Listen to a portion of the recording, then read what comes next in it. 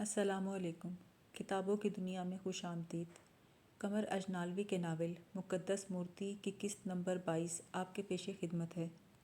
मैं जितना सोचता उलझनें उतनी ही बढ़ती जाती थीं। हमारा मुख्तसर सा काफ़िला पानी की इस लकीर के किनारे जो रुपा और साहूकारी के वस्त में वाक़या थी, दोपहर का खाना खाने के बाद आगे बढ़ा तो परेशान ख़यालात की भीड़ भी साथ साथ चली।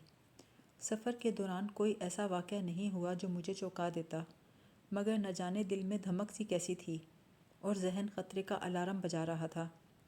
उस गहरी, लंबी और चौड़ी दरार से गुज़र कर जो साहूकारी की राह में एक कुदरती मगर इंतहाई ख़तरनाक खंदक की तरह हायल थी, हम उस दर्रे की तरफ बढ़े जिसके दोनों बाजुओं पर छतरीदार दरख्त बाजू फैलाए खड़े थे। शाम का अंधेरा गहरा हो चुका था। मैं महसूस कर रहा था कि हमारे दरमियान एक और हस्ती भी है जो हमारे साथ साथ चल रही है, या शायद कोई मुझे रोक लेना चाहता है। मैंने एकदम से खच्चर रोका, लेकिन कोई आहट न सुन सका। पीगू ने हैरान सी नज़रों से मुझे देखा। वो समझ गया शायद मैं कोई ख़तरा महसूस कर रहा हूँ। जब दूर दूर तक कोई नज़र न आया तो खच्चर आगे बढ़ाया। अभी थोड़ी दूर गए थे कि जहन फिर मुंतशिर होने लगा। अब की बार मैंने जहन में पैरों की चाप भी सुनी, नंगे पैरों की हल्की सी बेआवाज़ चाप। उसके साथ ही ख्याल ने एक धुंधली सी तस्वीर भी दिखाई। न जाने भारी जुब्बे में लिपटा वो आदमी कौन था जो अपने आप को पत्थरों और दरख्तों की शाखों में छुपाए नंगे पाँव चल रहा था। उसका सिर्फ अगबी हिस्सा दिखाई दिया, मैं उसकी सूरत न देख सका। फिर जहन से यह तस्वीर अचानक ज़ाइल हो गई। मैंने फिर खच्चर रोक लिया और पीगू को मध्यम आवाज़ में कहा, ज़रा देखो दाएं जानिब, दरख्तों के पीछे कोई है तो नहीं। पीगू ने चीते किसी फुर्ती से उधर छलांग लगाई जिधर मैंने इशारा किया था। लपकता हुआ आगे चला गया, दरख्तों के दरमियान से गुजरकर दूर तक गया। मुझे लगा वो ज़रूर उस पुरस्कार हस्ती को पकड़ लेगा जो शायद मुझ पर हमला करने के लिए कहीं छुपी थी। चंद मिनटों के बाद पीगू लौट आया और बोला, इधर तो कोई नहीं है साहिब। तुमने अच्छी तरह देख लिया? अंधेरा बेशक बढ़ गया है, मगर मेरी आंखें अंधेरे में देखने की आदी हैं। इधर कोई दूसरा आदमी आता जाता नहीं। अगर कोई आए तो साहूकारी का बासी ही हो सकता है। मैं उसे ये नहीं बता सकता था कि शायद कोई मेहरबान इसी दर्रे में मेरा स्वागत करना चाहता है। अंधेरा भी है और पहाड़ों के पेचो खम भी और भाग निकलने का मौका भी। लेकिन फिर सोचा, हो सकता है मेरे वहम ने जहन में किसी चलती फिरती तस्वीर की शक्ल इख्तियार कर ली हो। मैंने आँख से तो कुछ नहीं देखा, सिर्फ जहन ने जिब्बा पोश की एक तस्वीर ही दिखाई है। नंगे पाँव की आवाज़ सी सुनी है। यह ख्याल का धोखा भी हो सकता है। हमारा छोटा सा काफ़िला आगे बढ़ा और हम दर्रे से सही सलामत गुजर गए। कोई भी हादसा या वाक़या रोनुमा नहीं हुआ। हम दर्रे का घुमाव काट कर निकले तो दूर ढलान वादी के हाशिए पर रोशनी का एक मध्यम सा धब्बा दिखाई दिया। वो रोशनी थी जो अमूमन रातों को साहूकारी के फाटक की बुर्जी पर की जाती थी ताकि आने वालों की रहनुमाई कर सके। हम रोशनी के उस धब्बे की तरफ बढ़ने लगे। इस बार साहूकारी के सातों गूंगे भक्षुओं में से कोई भी फाटक पर मौजूद न था। दरअसल मेरी वापसी ताख़ीर से हुई थी। मैं स्वरूप जी को इतला नहीं भिजवा सका था कि कब लौट रहा हूँ, इसीलिए कोई स्वागत को न आया। खच्चरों के गले में पड़ी हुई घंटियों की आवाज़ से फाटक का चौकीदार मशल लेकर निकला। उसी ने मुझे खुशामदीद कहा। लेकिन जब मैं पीगू के साथ डेवड़ी से गुजरकर साहूकारी के सहन में पहुंचा तो सामने स्वरूप जी को गर्म गौन पहने आते हुए देखा। बुना शास्त्रु लालटेन उठाए उनके साथ साथ था। स्वरूप जी को देखकर मैं सहन छोड़कर उस गुलाम गर्दिश में हो लिया। वो भी मुझे देखकर दूर से बोले, थारो कैशप, आ गए तुम। उन्होंने आगे बढ़कर बड़ी गर्मजोशी से हाथ मिलाया। मैं जब पहली बार आया तो वो दूर ही खड़े रहे थे, मगर इस मर्तबा खुद फाटक तक आए, क्योंकि इस बार मैं उनके दामाद की हैसियत से साहूकारी में दाखिल हुआ था। वो थारो कैशप की बजाय अपने दामाद का स्वागत कर रहे थे, और ये कुछ गलत बात न थी। उनके सलूक में पिदराना शफ़क़त का रंग नुमाया था। बोले, तुम्हारे देर से आने का कारण समझता हूँ। अगर दादा की तबीयत फिर ख़राब ना हो गई होती तो तुम्हारे स्वागत के लिए मैं बाटी पारा में ठहर जाता, मगर उनकी वजह से मुझे दूसरे ही दिन साहूकारी लौटना पड़ा। खैर, बाकी बातें ऊपर चलकर करेंगे। गोया उन्होंने इशारा किया कि मैं बाटी पारा में गुजरे दिनों के मुतालिक कोई गैर मुताद बात ना करूं। शास्त्रु ने लालटेन फर्श पर रखी और दोनों हाथ जोड़ के मुझे नमस्कार किया। अरे क्या हाल है तेरा? आपके बाद बीमार पड़ गया था प्रभु, आज ही बिस्तर से उठा हूँ। वह कुछ कमज़ोर और उदास दिखाई दे रहा था, शायद बीमारी का असर था। पीगू मेरा अटैची केस उठाए मेरे पीछे खड़ा था। स्वरूप जी बोले, केशव का सामान ऊपर ले चलो। मुझे उसी कमरे में रिहाइश पसंद थी जहाँ मैं पहले ठहरा था, क्योंकि वहाँ जलपन्ना से मिलने जुलने की सहूलत थी। ऊपर पहुंचकर उससे मेल जोल ना हो सकता था, लेकिन इस वक्त एतराज़ करना मुनासिब न था। मैंने सोचा कल किसी वक्त नीचे मुंतकिल हो जाऊंगा। मैना का पिंजरा मैंने शास्त्रू की तरफ बढ़ाया। ले संभाल, ये मैना तेरे लिए लाया हूँ। बांस की तीलियों का पिंजरा और पिंजरे में मैना को देखकर शास्त्रु हैरान रह गया। क्या आपको मेरा संदेश मिल गया था? संदेश मिल गया था, जभी तो लाया हूँ। अच्छा। शास्त्रु का चेहरा सवालिया निशान बन गया। मैंने मैना से अंग्रेज़ी में बात की। हाउ डू यू डू मैना? Okay sir. फिर मैंने उर्दू में पूछा, मैना ठंड तो नहीं लगती? नहीं ठंड लगती, ठंड नहीं लगती। सुना तूने? मैंने शास्त्रु से कहा, इसे ठंड से बचाना और अच्छी अच्छी चीज़ें खिलाना। मैना, ये शास्त्रु है। उसने फ़ौरन दोहराया, ये शास्त्रु है, ये शास्त्रु है। शास्त्रु ये बंगाली तोहफ़ा वसूल करके बड़ा खुश हुआ। अच्छा शास्त्रु, सवेरे मुलाकात होगी। फिर मैंने मैना को रुखसत किया। गुड नाइट मैना। Good night sir. शास्त्रु पिंजरा उठाए वहीं से लौट गया। स्वरूप जी मुझे लेकर खाने वाले कमरे में आ गए। पीगू ने खाना लगा दिया। मुझे अकेले ही खाना पड़ा। स्वरूप जी तो खाना खा चुके थे।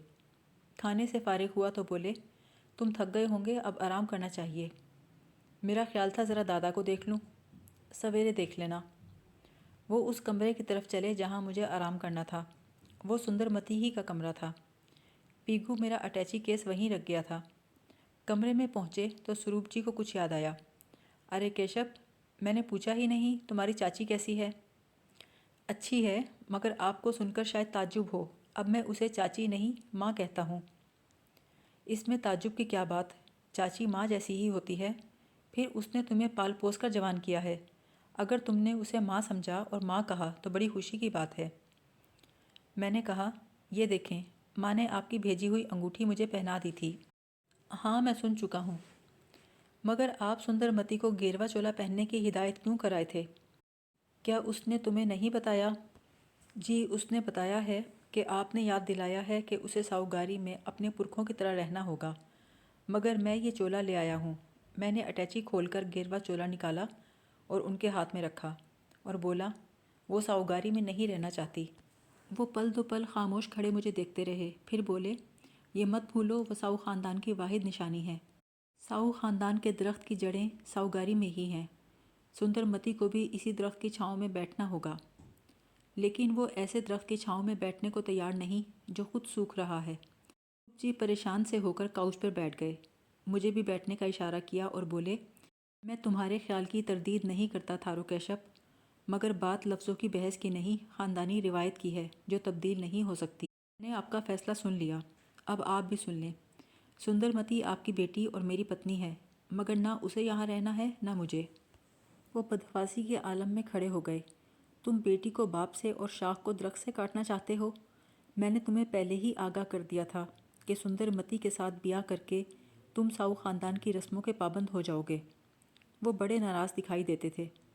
मैंने उन्हें उठ के पकड़ लिया। आपने साहूगारी से निकलने का एक रास्ता भी तो बताया था, मूर्ति की तलाश का। मूर्ति ढूंढकर ही मैं साहूगारी से सुंदरमती को निकालूंगा। यही कौल सुंदरमती को दिया है, यही वादा आपसे करता हूँ। ये सुनकर उनकी आंखों में आशा के दीप जल उठे। बोले, मूर्ति ढूंढकर तुम सिर्फ सुंदरमती की आशा पूरी नहीं करोगे, बल्कि मुझे भी जीवन के सबसे बड़े रोग से निजात मिल जाएगी।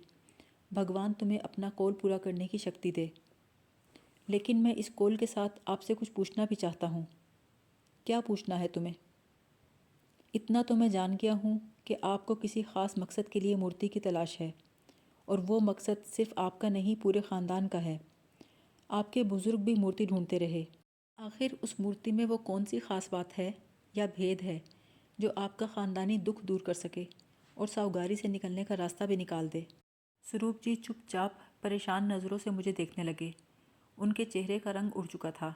मैंने कहा, पहली बार जब मैं साउगारी आया, आपने मुझे गोची साउ की कहानी सुनाई। आपने बताया कि गोची साउ ने तिब्बती लामा अनाथ बंडू का रत्नागिरी की वादी में स्वागत किया। अनाथ बंडू बुद्ध गया की यात्रा के लिए हिंदुस्तान जा रहा था, मगर ये नहीं बताया कि अनाथ बंडू लिहासा की बुद्ध खानका से एक मूर्ति भी लाया था, जिसे छू लेने से रोगी अच्छे हो जाते थे। गोची साउ ने वो मूर्ति हासिल कर ली, मगर एक दिन जब गोची साउ आसाम के पूर्वी कबीलों की तरफ जा रहा था, बरहम पतर पार करते वक्त कश्ती उलट गई, मूर्ति दरियाबुर्द हो गई। तब से साउ ख़ानदान मूर्ति की तलाश में भटक रहा है। वो नासमझों के से अंदाज में बोले, तो तुम सारी बातें जान गए हो? मैंने कहा, मेरी मालूमात के मुताबिक अनाथ बंडू वाली मूर्ति और आनंद बख्शू वाली मूर्ति दोनों में एक ही जौहर पाया जाता है, और वो जौहर है भगवान बुद्ध की राख। मेरे इंकिशाफ ने उन पर सख्ता सा तारी कर दिया। स्वरूप जी, मुझे बताइए, भगवान की मूर्ति या फिर साफ साफ लफ्ज़ों में तथागत शाक्या मणि की राख में वो दूसरी खूबी क्या है जो आपके दुख दूर कर सकती है? पहली खूबी तो मैं जानता हूँ कि उसको छूने से रोगी अच्छे हो जाते थे। उन्होंने बड़ी मुश्किल से खुद को संभाला, फिर मेरी तरफ हाथ हिला के बोले, थारो केशव, मुझसे वो बात ना पूछो जो मैं नहीं बता सकता। और अगर मैं मूर्ति ढूंढ लूँ तो हर बात बदल जाएगी, मेरी ज़बान पे पड़ा ताला खुल जाएगा। और अगर वो मूर्ति ना मिली तो? वो बोले, अपनी मौत के समय मैं तुम्हें और सुंदरमती को वो भेद एक अमानत की तरह बता दूंगा, लेकिन मौत के समय अगर हम दोनों में से कोई आपके पास ना हुआ तो? ऐसा नहीं होगा, क्योंकि तुम दोनों साउगारी में रहने के पाबंद हो सकता है आप ही उस वक़्त यहाँ मौजूद ना हो, क्योंकि जिस वक़्त आपके पिता मंगल साउ पर हमला हुआ तो वो रामगात के जंगलों में थे और मौके पर ही प्राण त्याग गए थे। स्वरूप जी बोले, मगर मैं वो भूल नहीं करूँगा जो पिताजी ने की थी। आप ये ना सोचें कि मैं और सुंदरमती आपको यहाँ तन्हा छोड़कर चले जाएंगे। हम तो सिर्फ आपका दुख बांटना चाहते हैं। वो डूबी हुई आवाज़ में बोले, मेरा दुख तराजू में तोलने वाला या बांटने वाला नहीं है।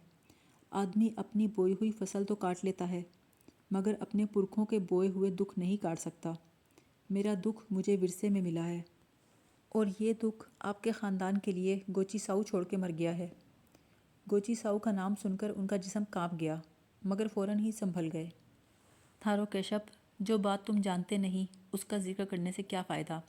मैं तो सिर्फ इतना चाहता हूँ कि अपना दुख अपनी औलाद को मुंतकिल ना करूँ और मरने से पहले उस दुख से निजात पालूँ। अब तुम मेरे बेटे बन गए हो, और जैसा कि तुमने कहा है कि मूर्ति ढूंढ लोगे तो मुझे मेरे दुखों से निजात मिल जाएगी। वो खुद ही उस मकाम पर पहुँच गए जहाँ मैं उन्हें लाना चाहता था। बेशक मैंने यही वादा किया है कि मूर्ति ढूंढ लूँगा, मगर मेरा काम सिर्फ कोशिश है, कामयाबी भगवान के हाथ में है।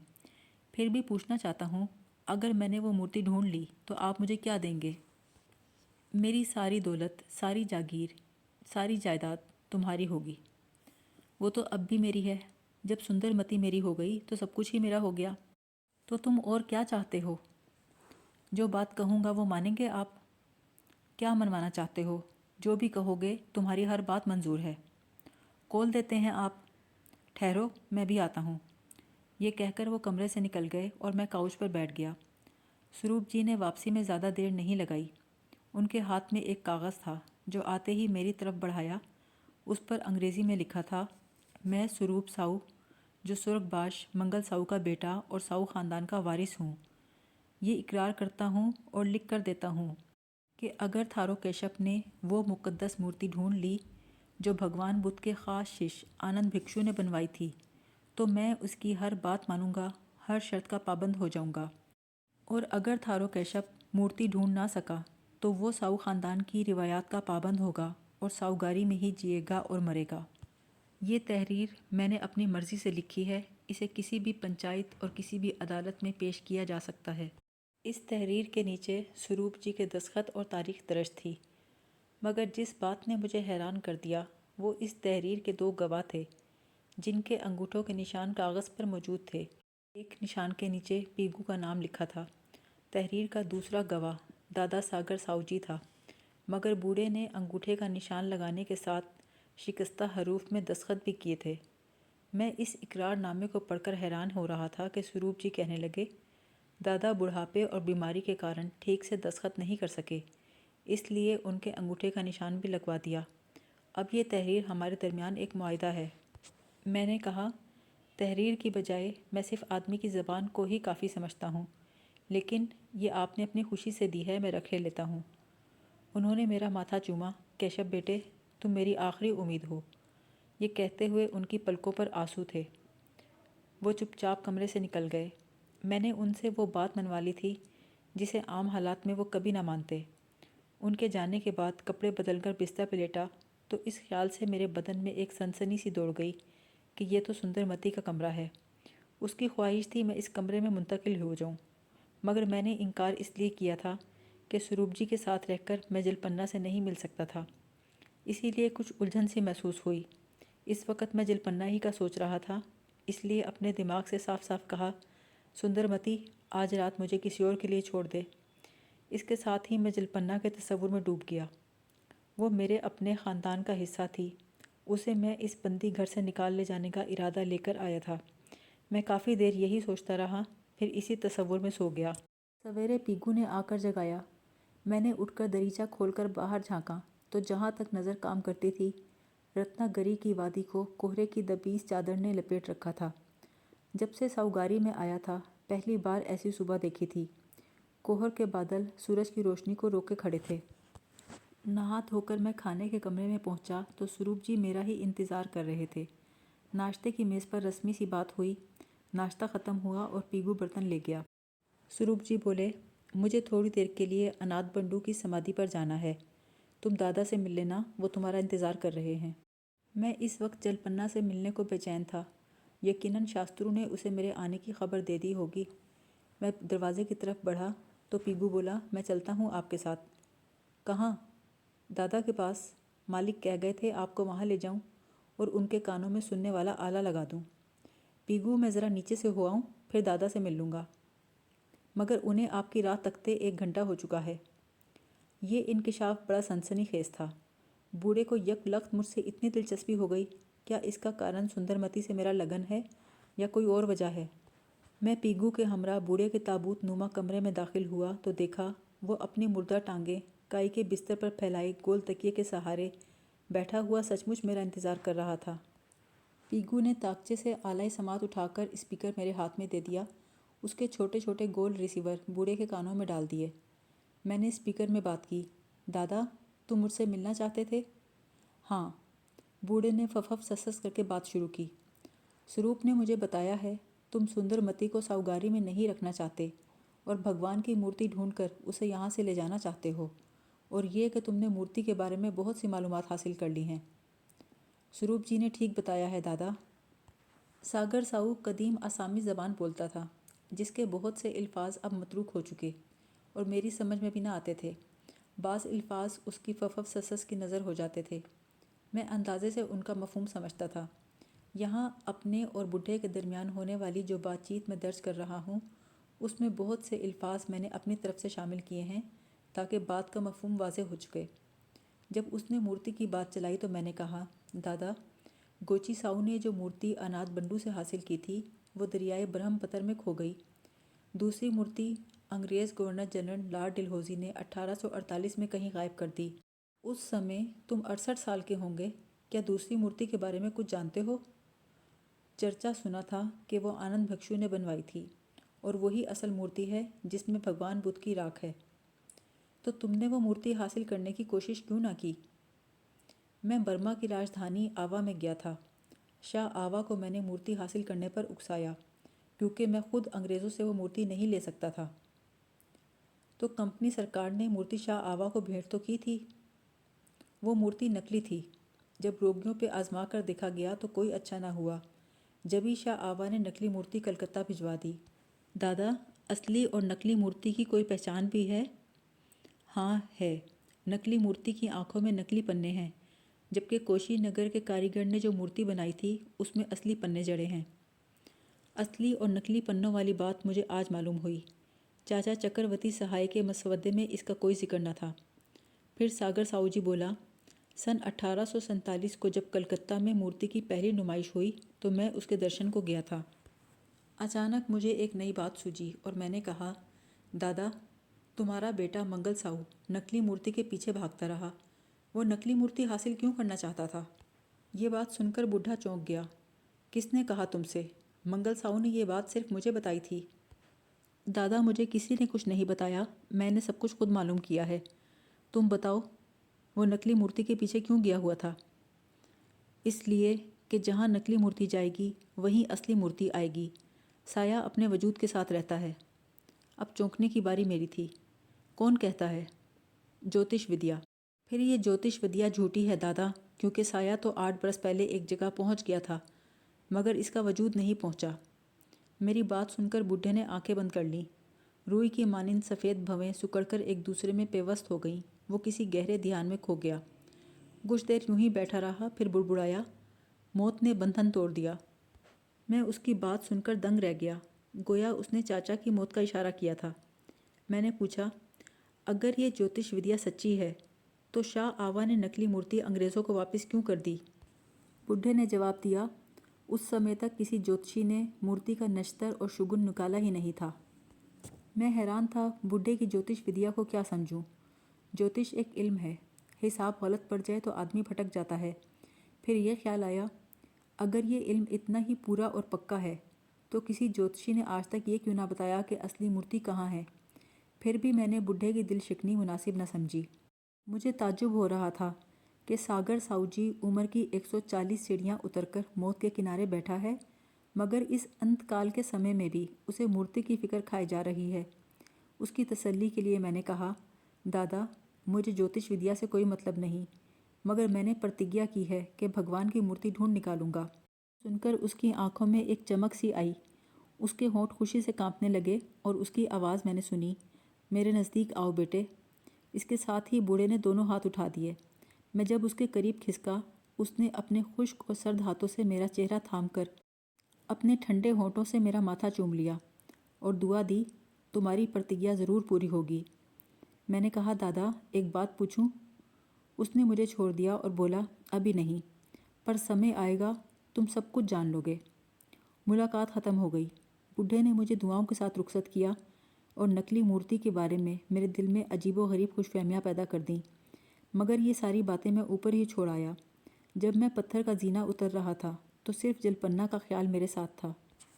गोची साहू के मुजस्मे के करीब से गुजरकर वस्ती दरवाज़ा अबूर करके मैं उस राहदारी में आया जिसकी एक सिमत में मेरा कमरा था। मगर दरवाजे पे कुंडी देखकर मेरा माथा ठनका। मैं तो समझा था जलपन्ना मेरे इंतज़ार में बैठी होगी, मगर दरवाज़ा बंद पड़ा था। मैंने सोचा शायद इंतज़ार करके वापस चली गई। ये सोचकर कुंडी खोली, मगर फ़र्श पे गर्द की तह जमी थी, जिसका मतलब ये था कि मेरे जाने के बाद कमरा किसी ने खोला ही नहीं। शास्त्रु इसकी सफाई क्या करता? वो तो मेरे जाते ही बीमार पड़ गया था। उसने बताया कि वो कल ही बिस्तर से उठा है। फर्श पे गर्द मट्टी देखकर मेरी ये खुशफहमी ख़त्म हो गई कि जलपन्ना मेरा इंतज़ार करके लौट गई होगी। अगर वो आती तो फर्श पर उसके कदमों के निशान ज़रूर होते। तो क्या शास्त्रु ने उसे मेरे आने की खबर नहीं दी? अभी मैं यही सोच रहा था कि किवाड़ चरचराए और शास्त्रु अंदर दाखिल हुआ। दिन के उजाले में मैंने उसे देखा, उसकी रंगत बड़ी जर्द पड़ चुकी थी। मैंने धीरे से कहा, कहाँ रह गया था शास्त्रु? प्रभु, मीना को ठंड लग गई थी, उसे कहवा पिलाकर आया हूँ। ये बोल जलपन्ना क्यों नहीं आई? वो नहीं आएगी प्रभु। कैसे नहीं आएगी? तूने मेरे आने की खबर तो कर दी है ना उसे? नहीं। तू जानता है मैं उससे मिलने के लिए कितना बेचैन हूँ, फिर तूने उसे बताया क्यों नहीं कि मैं आ गया हूँ? प्रभु, वो यहाँ होती तो उसे मेरे बताने की ज़रूरत ना होती, वो खुद ही भागी हुई आती। यहाँ नहीं है तो कहाँ चली गई है वो? चली नहीं गई, भेज दी गई है। गंजाल ने परसों उसे शंकर के साथ कहीं भेज दिया है। गंजाल ने? गंजाल कहाँ होगा इस समय? थोड़ी देर पहले मैंने उसे मंदिर में देखा था। अच्छा, तो उसी से पूछता हूँ। मैं गुस्से में पलटा तो शास्त्रु ने फुदक के रास्ता रोक लिया। शांत हो जाओ प्रभु, पुरोहित गंजाल से लड़ोगे तो मामला बिगड़ जाएगा। मामला तो बिगड़ चुका है, तू रास्ता छोड़ दे। उसे एक तरफ हटाकर मैं बाहर निकला। डेवड़ी से गुजरकर गुलाम गर्दिश में हो लिया। गंजाल ने जलपन्ना को साउगारी से गायब करके मेरी गैरत पर वार किया था। अब हर हाल में उससे निमटना ज़रूरी था। तेज़ तेज़ कदमों से चलता मैं मंदिर के दरवाजे पर पहुंचा और एक झटके से अंदर दाखिल हुआ। मंदिर में संदल की हल्की हल्की खुशबू फैली थी। भगवान शाक्यामणि के अजीमुल हैयत मुजस्समे के चरणों में दिए रोशन थे। पुरोहित गंजाल चरणों में ध्यान लगाए बैठा था। उसने मेरी आवाज़ सुनी, आंखें बंद किए किए बोला, कौन है? थारो केशव, कुछ पूछने आया हूँ। वो खड़ा हो गया। धन्यवाद केशव जी, क्या पूछने आए हैं आप? उसने अपनी सांप की सी आंखों से मुझे घूरा। जलपन्ना कहाँ है? उसके होंठों पर एक तहकीर आमेज मुस्कुराहट नमूदार हुई। आप सावगारी में आते ही जलपन्ना के लिए परेशान क्यों हो गए? वो शागिर्द है मेरी। अब वो आपकी शागिर्द नहीं, सिर्फ भगवान की नर्तकी है। फिर भी मैं जानना चाहता हूँ वो कहाँ है। अचानक मेरे जिस्म को झटका सा लगा। महसूस हुआ कि गंजाल की तेज़ नज़रें मेरी नज़रों को पीछे धकेल रही हैं। साथ ही वो सांप की तरह फुंकारा, मैं आपको जवाब देने का पाबंद नहीं। मैंने अपनी पूरी ताकत लगाकर अपनी निगाहें गंजाल पर गाड़ दी। फिर मैंने उसकी निगाहों को लड़खड़ाते देखा। पुरोहित गंजाल, मैं इनकार सुनने का आदी नहीं हूँ। उसने किसी कदर कमज़ोरी का इजहार किया और बोला, वो नाच भक्ति का चिल्ला काटने गई है। कहाँ गई है? ये बताना ज़रूरी नहीं। भगवान ने उसकी रक्षा और शिक्षा मेरे सुपुर्द की है। मैं उसे कहीं भी भेज सकता हूँ। मैंने उसे तुंद नज़रों से घूरा और कड़क कर कहा, ये नाटक बंद करो गंजाल, मुझे जलपन्ना के बारे में ठीक ठीक बताओ। आपको इस लहजे में बात शोभा नहीं देती केशव जी। आप इस समय भगवान के मंदिर में भगवान के सामने खड़े हैं। मैंने कोई गलत बात नहीं की, सिर्फ जलपन्ना के बारे में पूछा है। उससे आपका कोई संबंध नहीं। और तुम्हारा क्या संबंध है? तुम्हें क्या अधिकार है उस पर? उसे मेरा सवाल और लहजा नागवार गुजरे। मैं एक बार फिर आपको अपना लहजा बदलने के लिए कहता हूँ, और मैं बता चुका हूँ कि जलपन्ना पर अधिकार मुझे भगवान ने दिया है। क्या हर कुंवारी लड़की पर भगवान ही तुम्हें अधिकार देते हैं? जलपन्ना से पहले तुम रूपतारा को भी भगा लाए थे, उस पर भी अपना अधिकार जताते थे। गंजाल का चेहरा जर्द पड़ गया। घबराई हुई आवाज़ में बोला, मैं आपको अपना अभिमान करने की आज्ञा नहीं दे सकता। मैं भी तुम्हें जलपन्ना के साथ वो सलूक करने की इजाज़त नहीं दे सकता जो तुम रूपतारा के साथ कर चुके हो। याद रखो, अगर उसे कुछ हो गया तो तुम्हारी 7 नस्लों को माफ़ नहीं करूँगा। ये सुनकर पुरोहित गंजाल ने अपनी केंचली उतार कर फेंक दी और चबा चबा कर बोला, केशव बाबू, जल प्रेम का पीते हो, आग नफ़रत की उगलते हो। मैंने तुम्हें समझाने की बड़ी कोशिश की, मगर तुम जलपन्ना के प्रेम में अंधे हो चुके हो। भगवान की नर्तकी को मोहमाया के संसार में वापस ले जाना चाहते हो, इसीलिए इसे यहाँ से दूर भेज दिया गया है। अब तुम उससे कभी ना मिल सकोगे। गंजाल, मैं तुम्हें 3 दिन की मोहलत देता हूँ। अगर जलपन्ना को 3 दिन के अंदर वापस ना लाए तो जो कुछ होगा तुम देख लोगे। वो नफ़रत भरे लहजे में बोला, मूर्ख, उसे भूल जा। जा यहाँ से चला जा, नहीं तो भस्म कर दिया जाएगा। अचानक मेरे जहन में एक बेतुका सा सवाल उभरा, पुरोहित गंजाल, तू काया पुंथा से आखिरी बार कब मिला था? काया पुंथा का नाम उस पर बिजली बनकर गिरा। वो बदहवासी में बोला, मैं किसी काया पुंथा को नहीं जानता। काया पुंथा का इसलिए पूछा है, कहीं तूने जलपन्ना को भी उसी के पास तो नहीं भेज दिया? वो बुरी तरह बौखला गया। मुझसे नहीं, जाकर स्वरूप जी से पूछ, उन्होंने जलपन्ना को कहाँ और क्यों भेजा है। मैंने जो कुछ किया है उनकी आज्ञा से किया है। पुरोहित गंजाल के आखिरी अल्फाज सुनकर मैं सकते में आ गया। मैं सोच भी नहीं सकता था कि जलपन्ना को सावगारी से निकलवाने का कारण स्वरूप जी होंगे। पुरोहित गंजाल, तू झूठ बोलता है। स्वरूप जी ऐसा नहीं कर सकते। मेरी इस बात का जवाब सामने से नहीं, पीछे से आया। नहीं थारो केशव, गंजाल ने जो कुछ कहा ठीक कहा है। जलपन्ना को मेरी ही मर्जी से भेजा गया है। पलट कर देखा तो मंदिर की नीम तारीकी में स्वरूप जी एक भारी सतून के साथ खड़े थे। मैं नहीं चाहता था कि सावगारी में किसी पर भी, ख़ासतौर पर स्वरूप जी पर, मेरे और जलपन्ना के ताल्लुक का भेद खुले, मगर उन्होंने मेरी और पुरोहित गंजाल की तल्ख बातचीत सुन ली थी। जिस क्रोध से उसने मुझे जलपन्ना के प्रेम का मुजरिम ठहराया और मैंने जिल अल्फाज में अपनी बेचैनी का इजहार किया, ज़रूर उन्होंने इससे कोई ना कोई नतीजा अखज़ कर लिया होगा। मेरे और जलपन्ना के प्रेम का राज उन पर फाश हो गया था। अब मुझे गंजाल की बजाय दरअसल स्वरूप जी का सामना करना था। वो पल दो पल चुपचाप खड़े मुझे घूरते रहे, फिर बोले, थारो केशव, तुमने सुन लिया, जलपन्ना को मेरी आज्ञा से भेजा गया है। अब बोलो, तुम्हें क्या कहना है?